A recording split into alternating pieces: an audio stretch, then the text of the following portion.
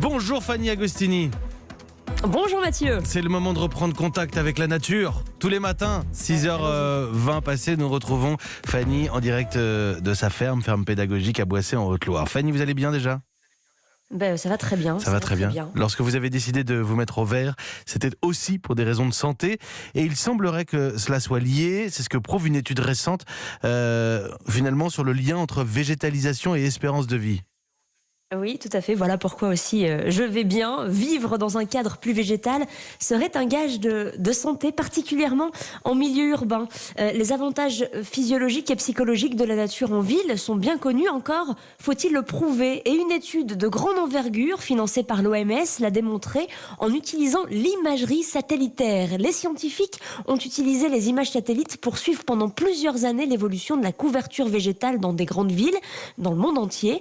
Et ils ont ainsi mis ces données en parallèle avec la courbe de l'espérance de vie. 8 millions de personnes tout de même ont été suivies entre la Chine, l'Espagne, l'Italie, la Suisse, le Canada, les États-Unis, l'Australie, ce qui représente la plus vaste étude jamais réalisée sur le lien entre nature et santé. Et précisément, comment est-ce que cette étude a pu prouver ce lien ?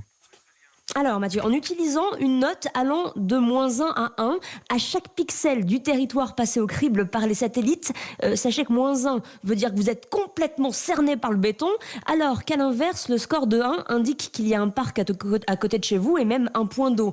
Et une fois enregistré, ce système de notification va pouvoir être mis en relation avec le taux de mortalité recensé dans tel ou tel secteur. Et le constat est que oui, il y a vraiment un lien fort entre longévité et accessibilité à la végétation. À mesure que la note augmente d'1/10, la mortalité, quant à elle, réduirait de 4%. Une étude dont devraient tenir compte les futurs plans d'urbanisme. C'est déjà le cas, c'est vrai que c'est une tendance qui s'affirme en ville pour des raisons de santé publique, meilleure oxygénation, régulation de la pollution, atténuation du changement climatique, réduction de la perméabilité des sols, renforcement aussi du lien social, notamment grâce aux jardins partagés et même du coup production de nourriture. Les bonnes raisons sont innombrables, comme le dit d'ailleurs l'ingénieure agronome Isabelle Delannoy. Les villes doivent cesser d'être des villes ventres qui ne produisent rien et rejettent des déchets pour devenir enfin des lieux de vie plus riches et plus résilients et donc forcément Mathieu, plus vert. Plus vert, merci beaucoup Fanny Agostini, on apprend des choses au contact de la nature tous les matins. C'est notre rendez-vous à la ferme à retrouver sur europe1.fr.